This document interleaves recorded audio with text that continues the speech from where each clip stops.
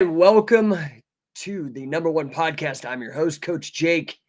This is the podcast where we explore the journey from no one to number one.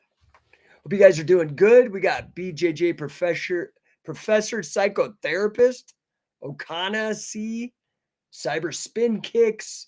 Man, everybody's jumping on. Gibbona Ventura, the Ferradino Mastermind Martial Arts. What's up, Dan?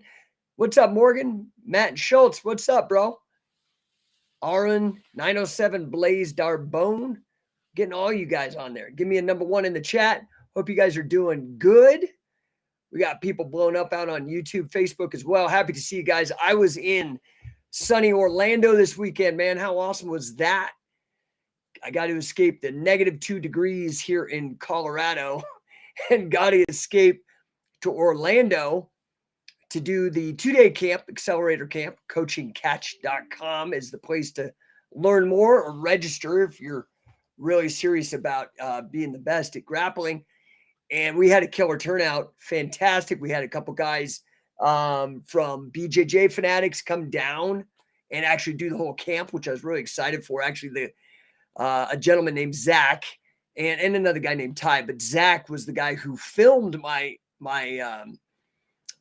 catch wrestling takedowns, catch wrestling submissions, and he eventually came and so I think he dug what he was seeing, and then we came and just grinded, man. We also had Chris Silvio, a famous indie pro wrestler, as well as Bulletproof Blake Troop, who is hot off his 90. Well, I think it was like a minute double wrist lock, brutal win, knee tap takedown right into the double wrist lock, crank the hell out of the guy.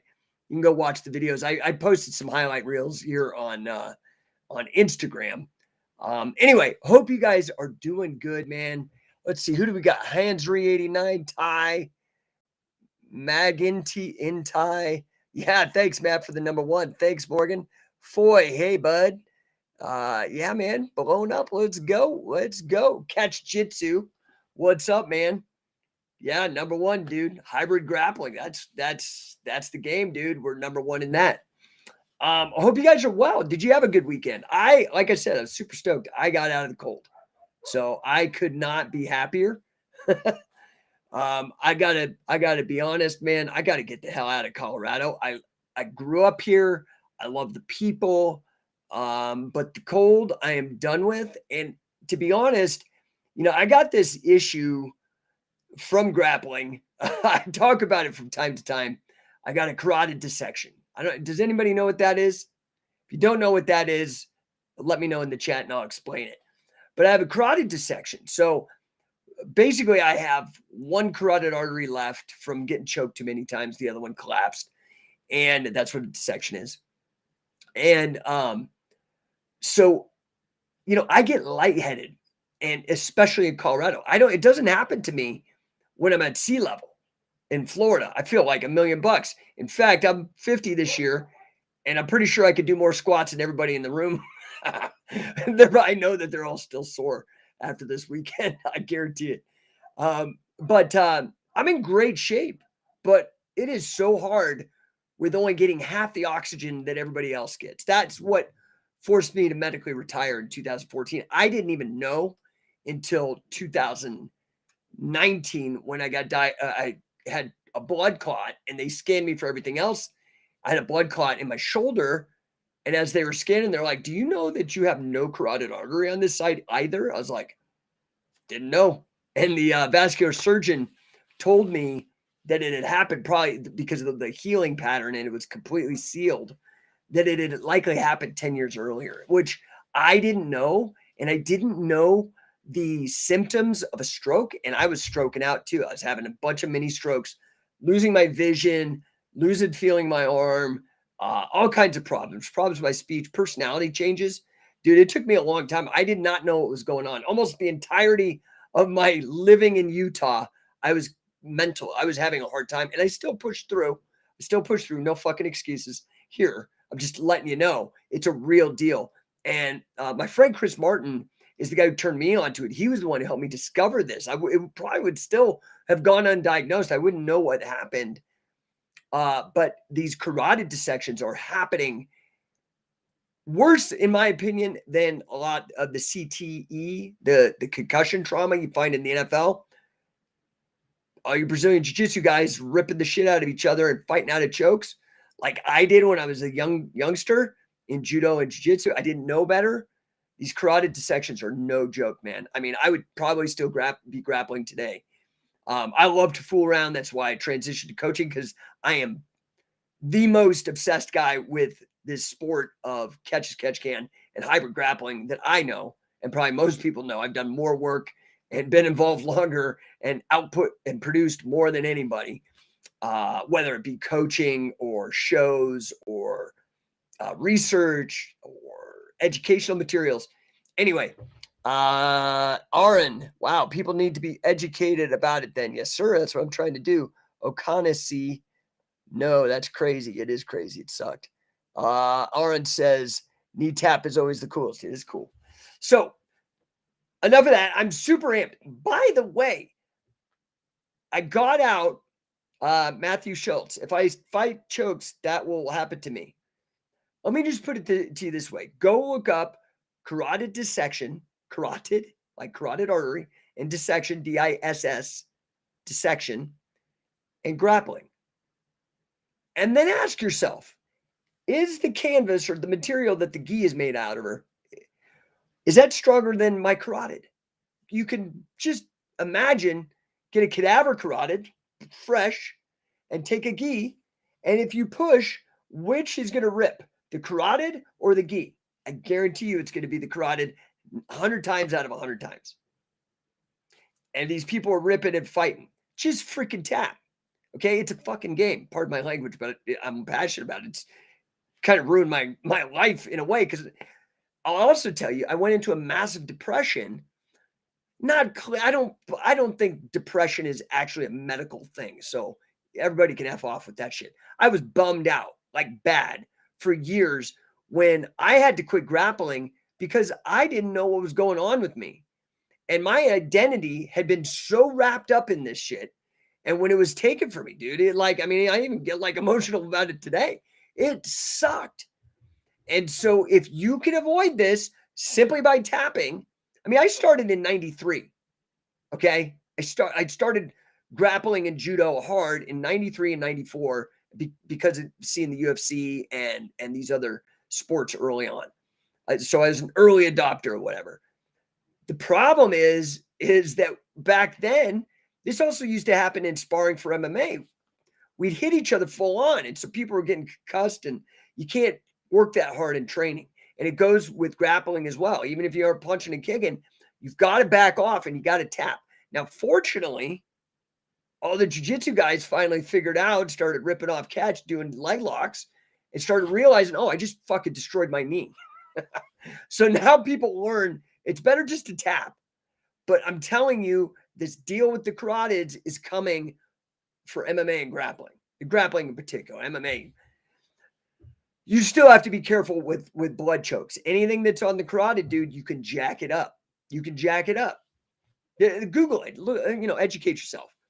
Aaron, I hope I answered that. O'Connessy said, just tap, no need to fight it. O'Connessy was doing this back in the 90s, was a backyard dojo with a former Marine. Yeah, man, that was my era, dude. In the 90s, same type of shit, just beating each other up, trying to reinvent the wheel and not having good training people back then. It was well before I met like guys like Billy Roberts and stuff who taught me how to actually train and whatnot. Let's see here. Man, everybody's blown up. We got a bunch of people in here. O'Connessy, I'm probably messing your name up. I'm sorry, but feel the same about tapping to leg locks, knee bars, ankle. Yeah, dude, just tap. It's a game, dude. It's a sport. If you jack yourself up, you're not going to play it again. And that was like a big, awful part of my life, was having to give that up. Okay. So now, fortunately, there's coaching. So I get in it. Now, instead of being Rocky, I'm Mickey, or instead of being Creed, I'm Rocky. I don't know. I just watched. Have you seen these? Have you seen the Creed movies? Pretty good. pretty good. I was pretty stoked on it. Oh, wait, we got Stellar Steven out on YouTube. Shout out to psychedelic superstar Chris Sylvia. Yeah, so Chris was just at the camp. Great guy. We have a mutual friend in Marty Jones, number one Marty Jones. And yeah, it was good. How was Wade? Wade's doing good. Most dangerous 72-year-old I know. I'm just telling you, you may think you're tough. I guarantee you this guy at 72 would either kick your ass or leave with a trophy and ruin your day. And he's 72. Talk about longevity. But now, granted, he did not do a lot of stuff with chokes. Yeah, I mean, now he's a national champion in judo, national champion in sambo, but he won with wrestling and stayed out of the chokes. Stellar Steven says, you ever watch Chuck Wepner? I heard, yeah, that's what I've heard too. I don't know what you mean about watching him. I don't know if he has a TV show. Omar, I'm stoked to Catch Wrestling Gym just opened up in Yorba Linda. I live in Riverside. Cool, man. I would put pressure them to not just be a catch wrestling gym, but be a scientific wrestling gym. Because here's one thing that you have to understand, and I don't know who it is that's opening up, so I'm just glad, people are practicing. But there are levels to this. Scientific wrestling is truly number one. I mean, it's not even debatable. First of all, we've led the entire sport. Everything people have done since 2003 has been derivative of what we've been doing, or as a direct result of what we've been doing. Second, we have like Billy Robinson. He's not working with anybody else. I mean, of course now because he's passed. Rest in peace. Carl Gotch not working with anybody else. Scientific wrestling. Wade Chalice not working with any. And Wade Chalice, Guinness record holder for the most wins. Fantastic camp with Wade. He was just killer, man. So I would suggest that you try to get him to get some scientific wrestling training. Now, today, of course, we could do Q&A, man. Hit me up. This weekend, though, I would like you to sign up. Say you couldn't get to sunny Orlando. You're freezing up there in Minnesota. You should have come down, man. But you could sign up to go to sunny San Diego this weekend. And this is going to be killer. To the best, man. Guys who've been with me the longest. So you know, there are levels to this game for us. We don't do belts. We don't do any of that. It's like boxing or Muay Thai. In fact, a lot of our affiliate gyms are Muay Thai gyms that are looking for a grappling system, and they're totally complementary, right? Because it's a sport. We're not martial. I mean, I'll call it a martial art because it applies. You can take all our stuff and apply it to martial arts, but this is combat sports.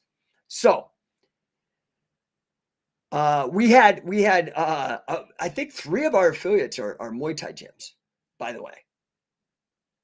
Just to let you guys know. But we had a really, really great camp. I can't remember what I was going to talk about, but man, Stellar Steven blowing me up here, dude. What is this? He was talking about Wepner. Oh, watch his fights. Yeah, I've seen some old stuff on YouTube. And then Stellar Steven. Thoughts on Neil Melanson? Neil is a great dude. I helped him get a job when he moved out here to Denver. I got him a gig at an MMA gym. I don't know if the relationship they had worked out or whatever, but I got him that gig. I've known him for a long time. I'm a huge fan. I think what Neil does best is Neil is an innovator. And what I love about Neil versus there's other people in this market, big names that love to pull from the catch as catch can reservoir of knowledge and then act like they discovered it or not give any credit. And it's blatant. There's some of these guys that are blatant. For example, I know a guy, biggest name you can imagine, a coach, straight up ripping off Wade Chalice and not giving any credit. Straight up, word for word. I have video by video comparisons. So Neil doesn't do that. Neil is fantastic. Neil gives credit, gives to the community, and he innovates. In fact, a lot of his cradle stuff, he wasn't doing cradles. And then I put Neil and Wade on a camp together in Florida. I think it was in Orlando years ago. And it set off this thing with him, right? And now he does all, but I love Neil. And Neil is great because, in my opinion, I feel that one of the lineages in catch that doesn't get enough love is his lineage, and that's the Gene LaBelle Hayastan lineage, and he does such a great job repping for those guys. Stellar Steven says, I got Josh's Toho video. Good. Okay, awesome. Good, dude. Let's see what everybody else is saying here. Catch Jitsu says, you need to get catch wrestling in Southeast Asia. It's hard to get actual catch here. And there's a lot of bullshit. Oh, yeah. So I was saying, there's like levels to this game. I've tried to make our affiliate program available. So I don't know what I could do, man. I've made everything available, but you can lead a horse to water, but not make him drink, right? Have you heard that phrase? So, some people in Southeast Asia? Send them over to scientificwrestler.com. It's the best affiliate program in the business, value-wise. The value stack, the offer is freaking irresistible. Dude, go over there and look at this. You will not find it for this good of a deal, and especially for the early adopters. Just so you know, you could get in, but the price to be affiliated, the 11 gyms that have affiliated with us, the 11 affiliates that we have, I'll put it that way, have invested money with us. Right? The original entry point was $8,000. I gave people, the first 8 people got a $2,000 discount. Now, since the first 8, the next to 11 have gotten into $9,995 or 97, whatever it is on the website, until we hit 15. Then it's going to go to 15 grand. You see how this works? When we hit 25, it's going to go to 25 grand. So the sooner you get in, the better the deal and the more money you're going to make. But the thing is the bigger we get, the more people that are going to join in. I'm getting calls on this like constantly, and I've even made it easier. You could get in with a down payment of $2,495 and $225 a month. You could scrounge that up on your freaking credit card. Okay? And this is an affiliate program, so it's designed for you to make money, because I realize my mission to bring scientific wrestling, catch as catch can, hybrid grappling, to the world, to improve the lives of every man, woman, and child on earth, whether they be a fan, athlete, coach, promoter, or a combination. That ain't going to happen unless you're making money helping me on the mission, right? It's not sustainable. I'm not a communist, and I don't have crazy expectations. It ain't a cult. You got to make money, right? You got to make money. Otherwise, it ain't going to go. So catch Jitsu, send them to scientificwrestler.com, and let's go. Now, the challenge is this. The reason why we are number one is because we have high quality standards.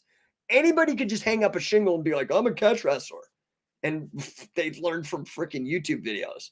Okay, not dues, not grind, not hard work, not showing up. Let's be real. This shit happens. Okay, so we have high standards of quality control, and the challenge for people over international is to get enough time to train with us for us to say, hey, you get the stamp, you know what you're doing, let's go. So we've focused, and I'm also going to be honest, most of the money is in the United States. So we've focused very strongly domestically. We do have international in Canada. We have interest in Italy, Spain, Ireland, the UK. Europe is strong. We have not really tackled the Pacific Rim, although Australia has been knocking on our door hard. They want us to come tour. I don't have a lot of affiliate, but again, it's difficult to train.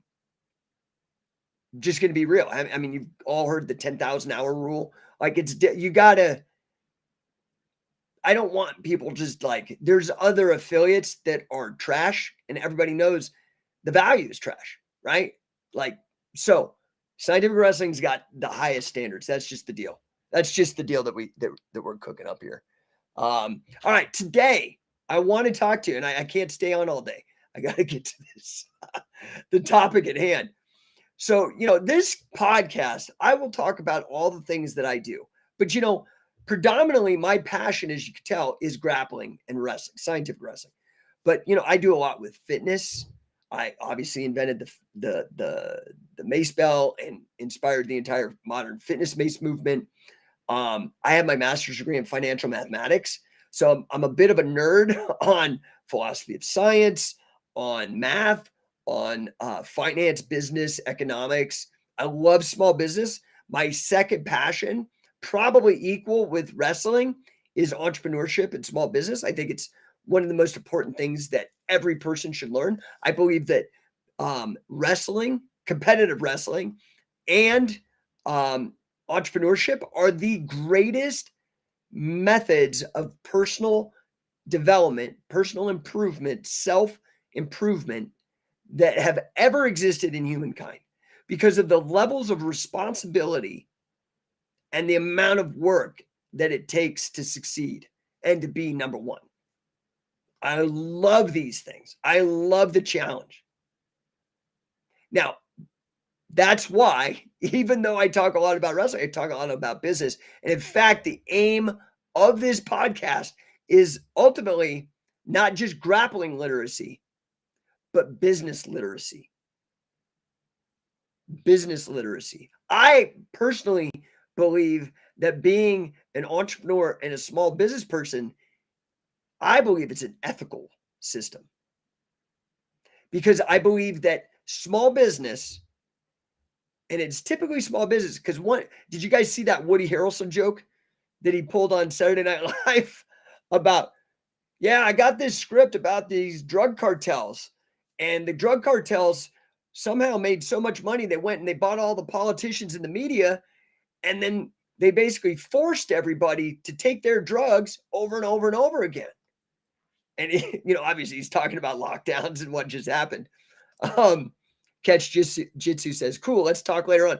DM me, dude. Let's figure out a plan of attack, because my mission is to get every person on the planet to practice this sport. And it's ironic because you talk about Brazilian Jiu-Jitsu, most people know about it.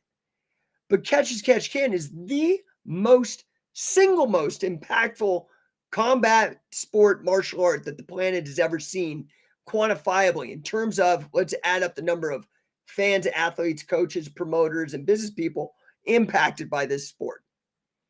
I'm talking the derivatives, not just catch, but the derivatives. 119 years of Olympic freestyle wrestling, over a century of scholastic folk style wrestling in the United States, and college, right, and high school. WWE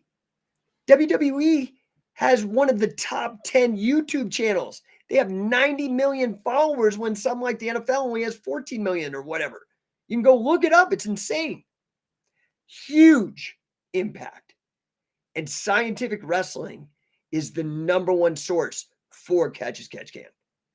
Our impact is the biggest possible.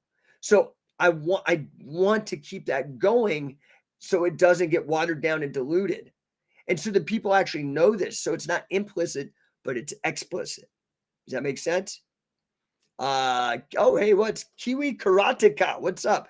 Do you know anyone doing catch in New Zealand? No, I don't. But I will say this. I was Wade Chalice, Guinness record holder for the most wins and pins in all of wrestling. And also the record for the most wins over international champions, most wins over national champions. 5-sport All-American, folk style, freestyle, Greco-Roman, judo, and sambo. Working with me exclusively for 20 years in the MMA and grappling space to bring wrestling to it. The world's greatest pinner.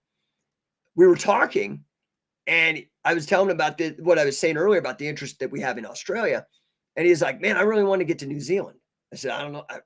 So Kiwi Karateka, you're the first person in New Zealand, but bring us out. That's the problem to solve, right? And that's why I talk about business and help you guys, because this stuff ain't going to happen without money. You all say, you should do this and you should do that. And Yeah, no shit, man. How do you do it without money? You need to help me. And so I'm going to educate you. I show up here. I charge people thousands of dollars a month, businesses, for business coaching for me, okay? Because of my bulletproof academic credentials and my proven decades-long experience in scaling businesses into millions of dollars. But you need to get the money and bring it over here. Bring me over to you guys. And I will work with you to figure that out. Does that make sense? So let's see here. Aaron Sathesan. I'm messing that up. Sorry, I don't know how to say your name. Is Lucha Libre the same? Well, okay. Lucha Libre is another thing to add to the pro wrestling, to the WWE, the Scholastic Wrestling, but MMA in general started with catch. It's not the Brazilians. Google Shuto.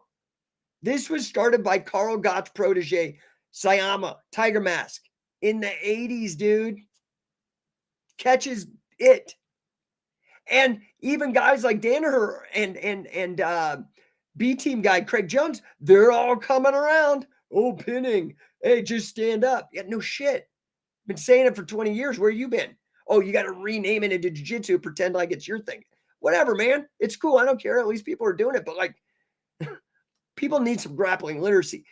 Lucha Libre is Brazilian catch as catch can. However, yeah, Google that great video, the Dido's video about Rufino dos Santos and how the catch wrestlers were killing all the Brazilians. And they actually basically had to criminally gang assault the catch can guys. Bad stuff. It's really gross, honestly. Kind of like stepping on somebody's neck after beating him in a match. You know, it's just not a good look. Not the kind of person I would want to be associated with, honestly. And people make mistakes, but my point is this. The Lucha Libre, which translates to free fight, like freestyle, which is what amateur catch can on the international scene became known as, and for amateurs and the dangerous holds were taken out. The problem with Lucha Libre is it was catch, it was dominating, but then it became like a hybrid sport because it was just fighting with Brazilian Jiu-Jitsu so much that it became its like own thing. And that happened with Shuto too. So Shuto was catch and Muay Thai, which I think is like probably the best combo that you can have, right? But what happened is the Brazilian Jiu-Jitsu, because the UFC became so popular, so they had market share. When the wrestlers came into MMA in the 2000s, BJJ fell off the map in terms of wins, statistically speaking. And wrestling dominated. That's why I started this company in 2003. That's when it started happening. It was clear as day to me. And I was like, well, shit, I'm with the winners. Anyway, I don't know if that helps you, but let's see here. We've got Stellar Steven saying, what are you saying up there? Woody Harrelson was good in A Scanner Darkly too. Yeah, I'll have to watch that again. It's been a while since I've seen that. That movie's got Alex Jones in it. Interesting that Hickson mentioned Sayama. Yeah, you know what? Credit to Hickson, dude. Straight up. Said it was because of Eric Paulson, who is one of the best ambassadors, being honest, and Hickson being honest. It's awesome. It's awesome. And Hickson's honest about, he said the hardest match he ever had was against Mark Schultz, who was working with my company back in 2004 for a reason. Because he cradled Hickson for a half hour. Oh, and now the world's discovering cradles. Like, man, I've been with Wade since 2004. We put out killer cradles in like 2007 or 6. I don't know what to tell you, man. I just feel crazy sometimes shouting into an abyss, but I'll do it when I'm right. I know it when I'm right. Stellar Steven, what's he say here? I watched Craig Jones say folk style BJJ are going to cross over. Yeah, man, like go ahead, reinvent the wheel. I mean, by the time you get your first planes in the air, we're going to be like Elon Musk leaving the solar system, dude, because we've been there doing it long. Don't reinvent the wheel. This is why I started scientific wrestling. I'm like, let's go mine all this data from the past. Let's get these experts and start bringing it to the modern scene to get everybody so they're not wasting time and reinventing the wheel. Plus, we can give credit to these old timers who broke their bones and just had pain and suffering to bring this to you guys. Seems decent to me. Catch Jitsu. Yep, that story is in a book called With the Back on the Ground.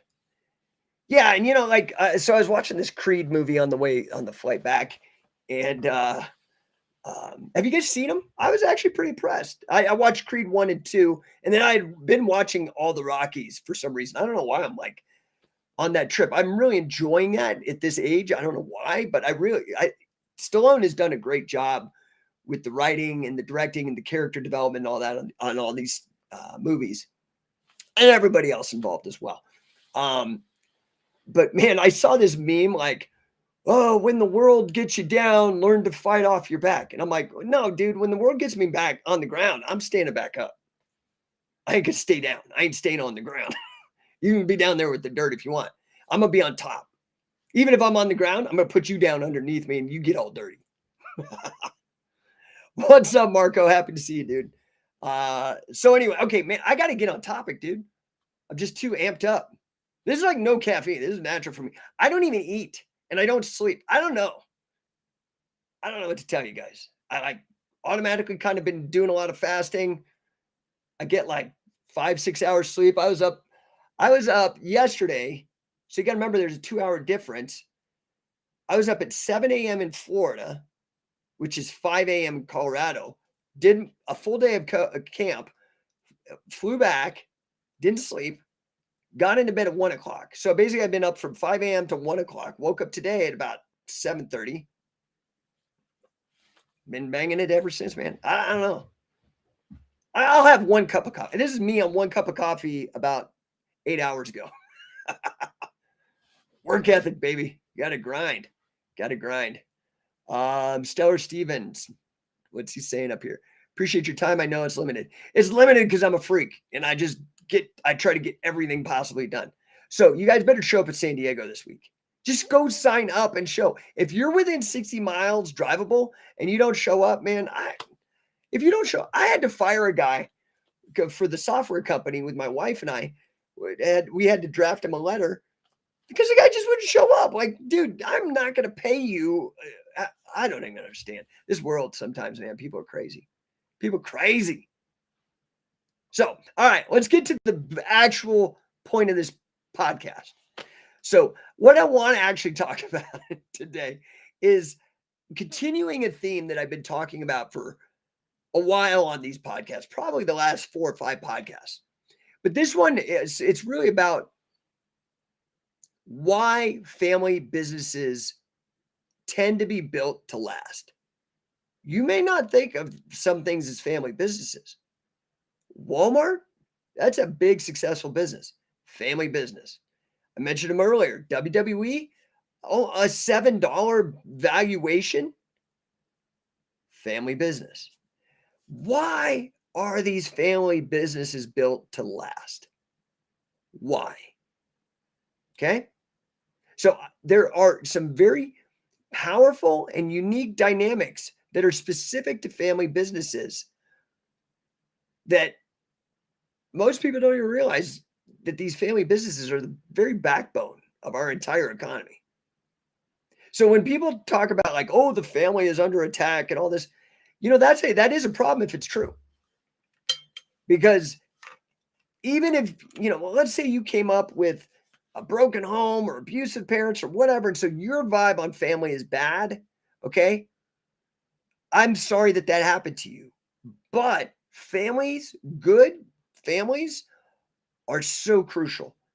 And in particular, I'm going to focus on how they're crucial to the economy, right? So let's talk about what's the motivation to start a family business? For example, my wife and I have a business. I have my own business, but my wife and I have a business. And my sister-in-law, my wife's sister, is in the business. So why make a family business, right?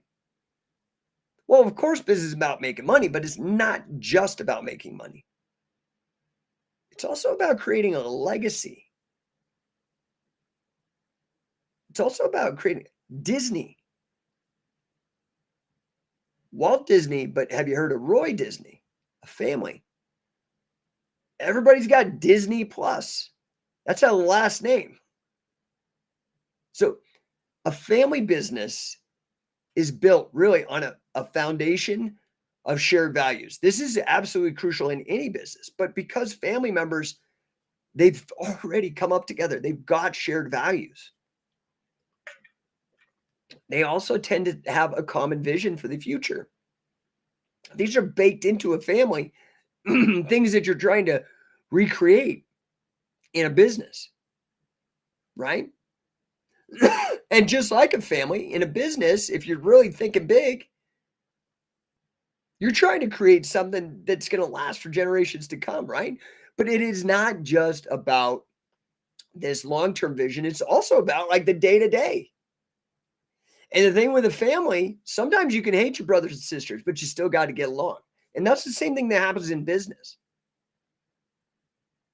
right? These family businesses are built on a level of trust and transparency that are hard to replicate outside of families, right? So what does that do? That allows you to have more open, honest communications, more efficient decision making. These are all good things for business. You feel me? So the trust, the transparency, this also leads to probably one of the most important things in business, and that's accountability. Somebody who's supposed to take the trash out, that's their job. Hey, man, get on the trash. Little Johnny or Sally or whoever. That's already built in, right? Instead of these like corporate types that are like manipulative or trying to slip slide. Now, you could try that in a family, but it's much harder. And so when you have a family business, you get it, right? Now, another key thing that is crucial here is the ability to adapt and evolve. Vince McMahon, his dad was in the business and only took it to this level, only millions of dollars. Successful. Even after all these years of inflation, $1 million is still a lot of money. But not billions of dollars like Vince. And why? Because he adapted and evolved. He was able to say, hey, cable TV, this is a new technology. We don't need to do this territory system and travel around and do all, because this cable, I can pipe this stuff up into anybody. And what they've continued to do, you can see this with the hiring of Logan Paul. They're smart to this. They're like, okay, cable was a massive win for us. What's going to happen when we leverage YouTube? Smart. Makes sense? Because the younger people, I got kids. This is another thing that's fantastic. I have kids. If I did not have kids, I would not be on TikTok. I probably wouldn't even really be using YouTube except maybe posting stuff on it. But now I understand it at a different level because of family. Okay. So this ability to adapt and evolve, you're able to pivot, make quick decisions. That's totally essential to stay ahead of like competition, people who are really hungry and trying to make money. Okay. I think maybe though, the most important aspect of family businesses is the culture, is the sense of community and belonging. That families have that hands down. Family businesses aren't just making money, they're also creating a sense of belonging, a sense of purpose for everybody involved. To me, that's really what separates.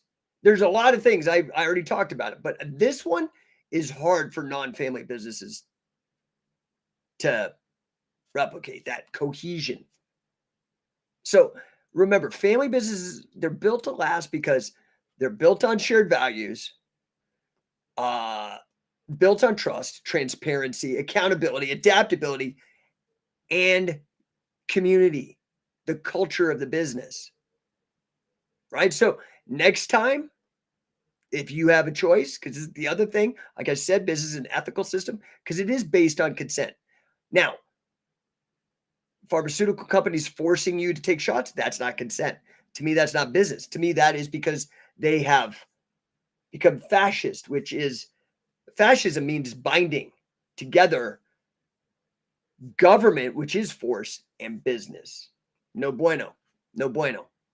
Right? Just consent. So the next time you have the choice to support a mom and pop organization or a big corporate whoever who's doing sketchy shit, I would really consider going with the family business, supporting a family business, and remembering these powerful dynamics that really are the backbone of the American economy. All right, I finally got through what I wanted to talk about. I am super busy. I will answer questions. Stellar Steven's still blowing me up. I love it. Thank you, sir. If you're digging this, give me a number 1 in the chat. I always appreciate it. Stellar Steven says, pro wrestling tends to have a lot of family businesses, especially during the territory years.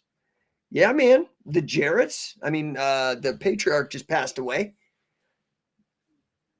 Jerry Jarrett, right? With Jeff Jarrett and all these other guys. Stellar Steven throwing down the number 1. Appreciate you, dude. All right, guys. I'm going to jet. I was trying to keep these shows to 20 minutes, but I get excited and I want to blow everything up that I'm doing. And I'm doing a lot, so it's hard to squeeze it all in. I hope this was good for you. I really am on a mission to improve lives through physical fitness and fiscal fitness. All right, Johnny Cologne, thanks, bro. Thanks for the number 1. That is my mission. The way I do it through physical fitness is all this stuff with scientific wrestling, the Mace Bell, grappling training. I think it is the greatest method of personal development known to humankind for men and women and children. The other way that I am trying to improve the lives of everyone on the earth is through business literacy. Helping people learn how to make businesses, how to make money, how to create value is really what that is to other people. And how to create wealth and security and freedom. If I can help you, I'm here to help you. Right? You can go over to Scientific Wrestling for the physical stuff, and you can go to number 1 coaching for the business stuff. number1coaching.com or scientificwrestling.com. Appreciate you guys. We will catch you guys tomorrow. Appreciate all the questions, everybody popping in on the chat. And yeah, man, hit me in the DMs if I can hit you. Catch Jitsu, hit me in the DMs, and we will talk about the maybe getting out into Southeast Asia, I think he said. Aaron, thank you so much, sir. Appreciate you. I'll talk to you guys soon. Have a wonderful day, okay?